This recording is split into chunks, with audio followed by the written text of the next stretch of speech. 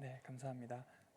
오늘 헌신의 제자도라는 제목으로 오늘 함께 말씀을 나누도록 하겠습니다. 오늘 하나님 앞에서 헌신한다라는 말을 우리가 할 때, 그런 말을 한번 생각해 볼 때, 교회에서의 사역에 열심히 참여하고 사역자와 교회를 좀 굳건히 세워가는 어떤 믿음이 행실로 드러나는 가장 큰 지표이다라고 저희가 생각할 수 있을 것 같습니다. 이러한 이해 속에서 오늘 본 주제인 헌신에 대해서 좀 생각을 해보려고 하는데요.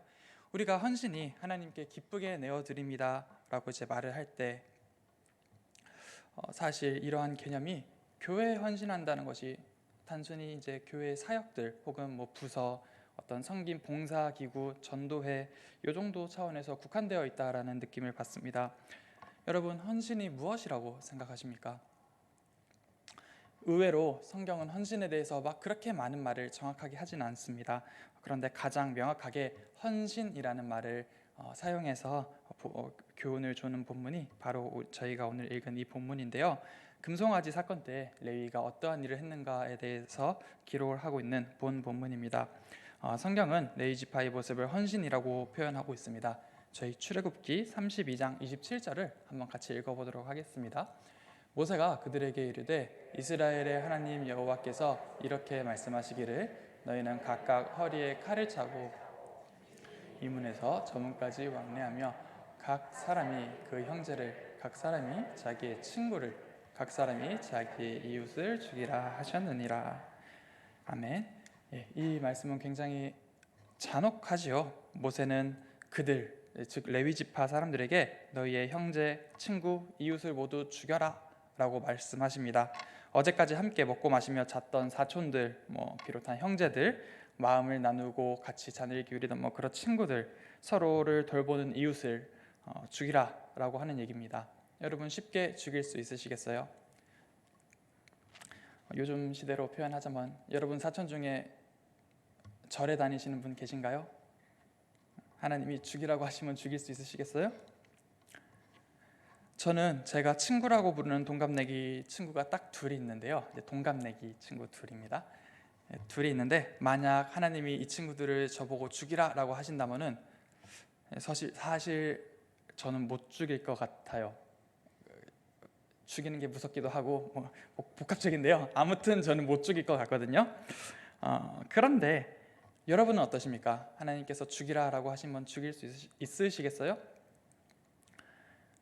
27절에 너무 하나님께서 단호하게 이렇게 명령을 하시는데 이 말씀이 어떻게 다가오십니까, 여러분?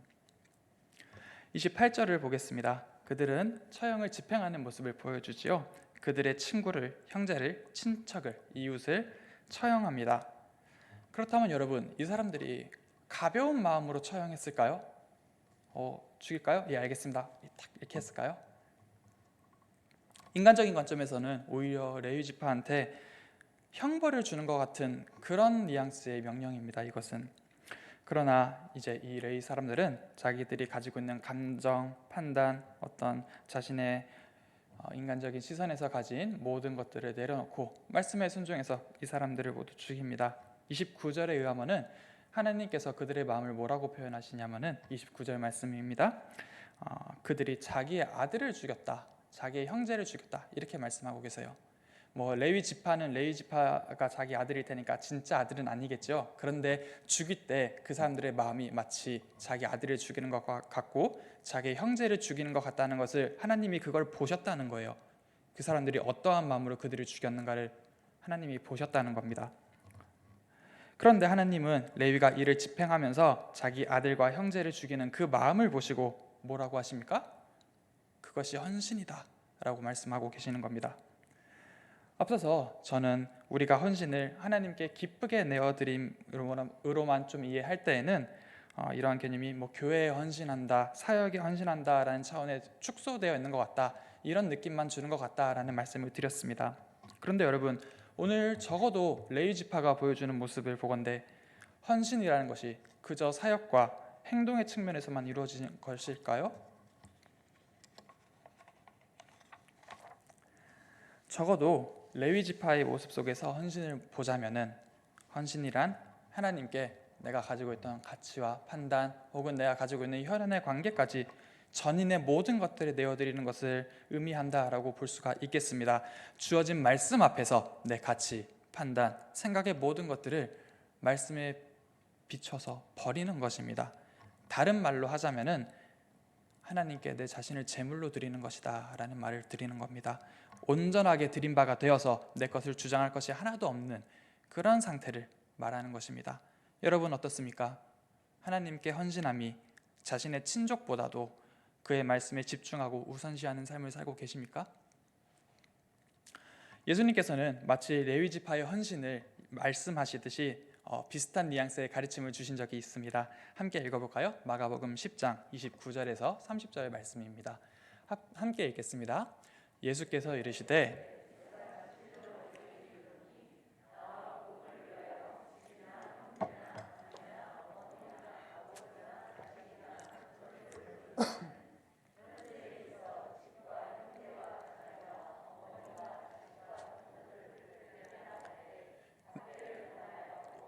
내세 영생을 받지 못할 자가 없느니라.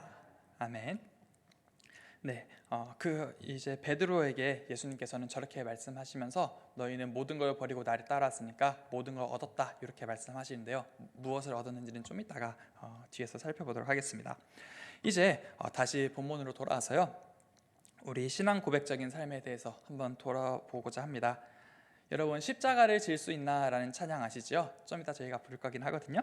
네, 이제 우리의 심령이 주님 것입니다. 당신의 형상을 만드세요. 이 얼마나 은혜롭고 또 신앙 고백적인 말입니까?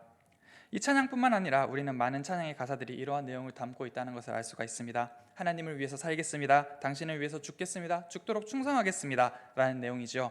그런데 이러한 찬양의 내용이 얼마나 중요하고 무거운 내용인지에 대해서 한번 여러분 생각해 본 적 있으신가요? 제가 아는 한 친구는 지금 교사 임용고시를 준비하고 있습니다. 노량진에서 열심히 준비를 하고 있는데요. 이제 한번 떨어져서 이번 년에 이제 마음에 칼을 갈면서 공부를 하고 있어요. 그런데 이 친구에게 제가 가가지고 너 이번에 붙든지 떨어지든지 하나님 뜻이니까 무조건 감사하게 여겨라 이렇게 말한다면 이 친구가 어떻게 받아들일 것 같습니까? 여러분 만약에 여러분의 자녀가 재수를 한다면은 너 이번에 삼수하게 돼도 하나님 뜻이니까 기뻐해 라고 제가 그 친구한테 얘기하거나 성도분들에게 그렇게 얘기를 한다면 여러분 어떻게 느껴지실 것 같으세요? 믿습니다. 아멘이 나올 것 같아요? 믿는데도 아니면 조금 굳이 그렇게까지 말씀하셔야 돼요? 뭐 이렇게 나오지 않을까요? 그렇다면 여러분 목숨을 바쳐서 충성하겠습니다 라는 결단은 이렇게 숨쉬듯이 자연스럽게 나오면서 맨날 고백하면서 당장 삶에서 정말 중요한 문제 하나 엇갈리면은 그것에 대해서는 조심스럽게 생각하는 것 모순적이라고 생각되지 않으십니까? 내 삶에 가장 중요한 일이 뒤틀릴 때 그것에 낙담하면서 어떻게 죽기까지 자기의 목숨을 내어주기까지 충성을 하겠느냐라는 말입니다. 그것이 헌신한 사람의 모습일까요? 그것은 과연 자신의 생각과 가치와 마음을 모두 주님 앞에 던지고 말씀을 자기의 기준점으로 삼는 사람의 진정한 모습일까요? 저는 중고등부 사역을 주로 해왔습니다. 어느 곳에 가든지 제가 아이들에게 가르쳤던 것은 너희들 성적이 가치가 있는지 예배가 가치가 있는지에 대해서 물으며 당연히 그 학생들은 성적이 가치 있다고 얘기하겠지요. 그럴 때마다 차라리 성적은 포기하고 예배 한 번 더 드리는 것이 너희 인생에서 더 중요한 것이다 라고 가르쳤습니다. 그래서 진정으로 네가 만약 시험 기간에 예배에 나와서 성적이 한 등급 떨어진다면 그냥 그건 겸허하게 받아들여라. 너희 인생은 등급에 달려있지 아니하고 하나님께 달려있는 것이다 라고 가르쳐 왔습니다. 그래서 성적이 더 가치가 있고 그 예배에 나오지 않았다 라고 하면은 저는 그 친구를 신방할 때 너는 우상 숭배를 하였다 라고 가르쳤습니다. 대놓고 얘기했어요. 지금도 저는 이 생각에는 크게 변함이 없습니다. 레위지파에게 하나님의 말씀을 친족보다 우선시하는 것이 진정한 헌신으로 하나님께서 받아주시는 것이었다면 제가 가르쳤던 학생들에게 성적을 포기하고 시간을 바쳐서 예배를 드리는 것이 헌신이었다면 여러분들에게는 어느 것이 헌신일까요? 분명히 하나님은 여러분의 가치 속에서 포기하기를 원하시는 부분이 분명히 있으실 것입니다. 그것은 물질일 수도 있고요, 관계일 수도 있고요, 여러분의 꿈이나 가치관일 수도 있을 것입니다. 그래서 저는 마가복음 8장 35절과 34절 이제 함께 나눠보고 싶은데요. 제가 일부러 순서를 바꾸었습니다. 저희 함께 합독하도록 하겠습니다. 누구든지 자기 목숨을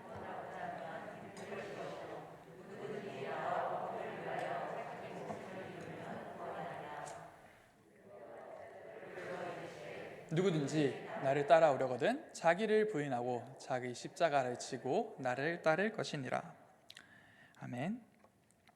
예수 그리스도를 위해서 자기 목숨을 잃는 방법은 날마다 자기 십자가를 지는 것이다 라는 말씀을 드리기 위해서 35절과 34절을 거꾸로 읽었는데요. 예수께서는 그러한 사람들을 자기의 제자라고 말씀하시거든요. 누가 그리스도를 위해서 목숨을 바치는 자냐? 자기를 부인하고 날마다 자기 십자가를 지는 자들이다 라는 것을 말을 하는 것입니다. 자기를 부인하고 자기 십자가를 진다는 것, 적어도 제게 있어서는 이것이 지금 저희에게 주어진 헌신의 진정한 의미로 보여집니다. 헌신의 제자도라고 말씀드렸던 오늘 설교의 이 제목은 바로 이러한 맥락하에 놓여 있습니다. 일상의 문제에서 교회의 생활까지 우리가 헌신해야 될 부분은 생각보다 상당히 많은 것 같습니다. 여러분, 말씀과 묵상 그리고 기도 생활이 부족하십니까? 집에서 자그마한 골방을 만드시는 것에서부터, 삶에서 하나님을 위한 자리를 만드시는 것에서부터 시작하시길 바랍니다. 헌금 생활이 부족하십니까? 혹은 하나님의 사랑에 대해서 감사함이 부족하신 건 아닐까요? 다른 성도분이 마음에 들지 않으신가요?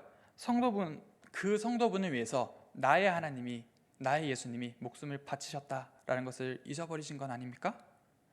감히 그 사람을 사랑하지 않을 수가 있겠습니까? 교회의 여러 사역들이 부담스러우십니까? 사역을 감당함으로 천국에서 큰 자가 되시길 바랍니다. 큰 자는 작은 자를 섬기는 사람이다 라고 말씀하시는 그리스도의 가르침을 반드시 기억하시기 바랍니다. 현재 여러분의 신앙에서 아직 온전히 내어드리지 못한 것들 분명히 있으실 겁니다. 여러분의 결단으로서 오늘부터 시작함이 헌신의 출발일 것입니다. 극복하지 못한 부분을 극복하기 위해서 노력하는 것, 온전히 내어드리지 못한 것을 내어드리기 위해서 노력하는 것, 그것을 위해서 내 목숨은 물론이요 내 아들의 목숨도 내어주는 것, 오늘 본문은 그러한 차원의 헌신을 보여주고 있습니다. 그러나 여러분, 반드시 기억하셔야 될 것은 예수 그리스도를 기꺼이 내어주심으로 먼저 하나님께서 우리에게 헌신함을 보여주셨다라는 것을 반드시 기억하시기 바랍니다. 바울은 날마다 죽노라 라고 말합니다. 날마다 자기를 죽이는 일은 그가 성령의 사도임에도 여전히 극복해야 될 부분들이 많았다라는 것을 보여주고 있는 것입니다. 하물며 우리이겠습니까? 헌신을 위해서 사는 삶, 그것은 자기 부인이며 날마다 자기 십자가를 지는 일임을 여러분 반드시 기억하시고 오늘도 헌신의 삶을 결단하시는 여러분이 되시길 바랍니다. 다시 한번 강조드립니다. 사랑하는 성도 여러분, 그리스도께서 먼저 헌신하심으로 여러분께 목숨을 내어주셨음을 반드시 기억하시기 바랍니다. 부임 첫날 첫 설교부터 여러분께 죽으라고 하고 있습니다. 그래서 희망의 소식을 하나 전해드리려고 하는데요. 하나님께 헌신함이 그저 비정하고 힘든 나 자신과의 싸움이고 고난의 연속인 것만은 아닙니다. 여러분, 하나님께서는 그 헌신하는 자들을 위해서 놀라운 축복을 예비하셨습니다. 그 축복이 뭔지 알기 위해서는 우리는 먼저 창세기부터 신명기까지의 흐름을 알아야 하는데요. 창세기부터 신명기를 쭉 읽다 보면 계속해서 나오는 내용이 하나 있습니다. 기업입니다. 기업. 그렇죠? 기업 물을 자가 누굽니까? 너는 나의 기업이다. 뭐 이렇게 쭉 기업이라는 얘기가 나오는데요. 쉽게 얘기해서 기업은 땅을 얘기하는 거예요. 문자적으로는 땅을 얘기하는 겁니다. 그런데 이스라엘 백성들이 가나안 땅에 들어가고 나서부터는 이제 목축업을 주로 했으니까, 목자들이 많았잖아요.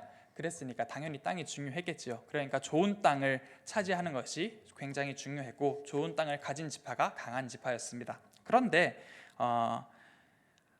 12지파 중에서 한 지파는 이 땅을 받지 못했습니다. 그 지파가 어딘지 아십니까? 네, 레위 지파지요. 제가 할 게 없는데요. 네, 저희 신명기 10장 9절을 함께 보도록 하겠습니다. 네, 함께 읽겠습니다. 그러므로 레위는 그의 형제 중에 분깃이 없으며 기업이 없고 내 하나님 여호와께서 그에게 말씀하신 것 같이 여호와가 그의 기업이시니라. 아멘. 방금 저희가 살펴봤듯이 이들은 금송아지 사건 때 하나님 편에 선 유일한 지파입니다.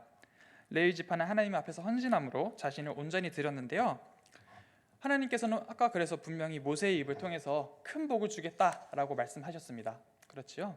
그런데 왜 레위 지파는 남들이 다 받는 생활의 기본 조건인 땅조차 받지 못했을까요? 여러분, 다른 지파들은 다 땅을 받았잖아요. 게다가 이 사람들은 뿔뿔이 흩어졌지요. 제사장직을 수행하려 다 흩어졌지요. 뭉쳐있는 사람이 있을까요? 흩어져 있는 사람이 있을까요? 사람이 아니고 지파구나.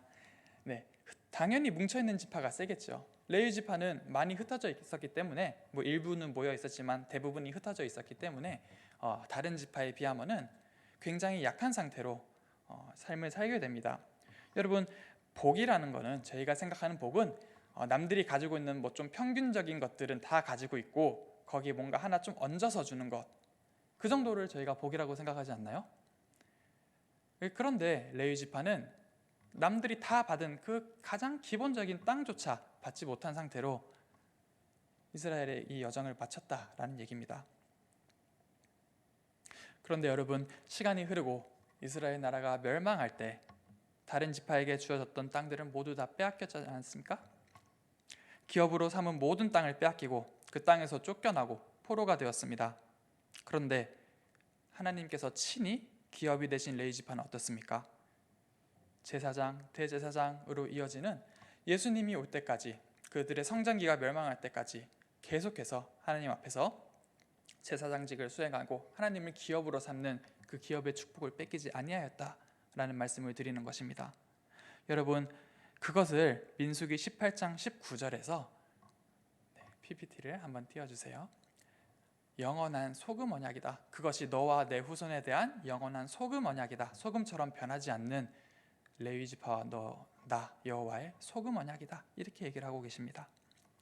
여러분, 하나님은 그들에게 기업이 되어 주셨습니다. 그들의 영원한 기업은 나라가 망하고 모든 땅이 빼앗겼을지라도 절대로 없어지지 아니하는 그런 언약이 되었습니다.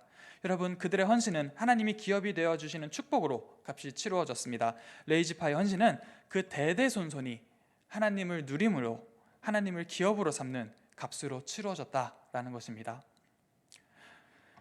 이 땅에서의 헌신이 나에게는 확정된 천국의 열쇠이자 후손들에게는 복의 통로가 되는 것이다 라는 말씀을 드리고 있는 것입니다.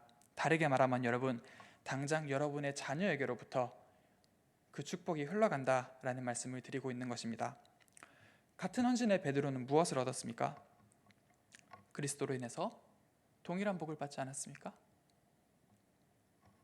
구약에서도 신약에서도 하나님 앞에서 헌신함을 보이는 자들은 같은 것들을 상속받고 영원히 하나님과 즐거워하는 축복을 받았습니다. 그뿐만 아니라 그의 자녀, 자손, 후대까지요. 말씀을 마무리하도록 하겠습니다. 하나님은 우리에게 모든 복을 예비하셨습니다. 이제 우리는 우리의 헌신을 통해서, 제자의 삶을 통해서 그 복을 쟁취하기만 하면 되는 것입니다. 구원으로 이르는 길은 좁고 험하다. 그래서 넘어지고 쓰러질 수 있지요. 그래도 우리가 우리의 힘이 아닌 성령님의 도우심으로 다시 한번 일어나며 그 길을 완주할 때 하나님께서는 우리의 헌신을 기쁘게 받아주시고 약속하시고 예비하신 천국의 모든 복을, 또한 현생의 복도 마음껏 베풀어 주실 것임을 반드시 믿으시기 바랍니다. 기도하겠습니다. 하나님 아버지, 감사합니다. 오늘 4구 여전도회의 헌신 예배를 기쁘게 받으신 줄로 믿습니다.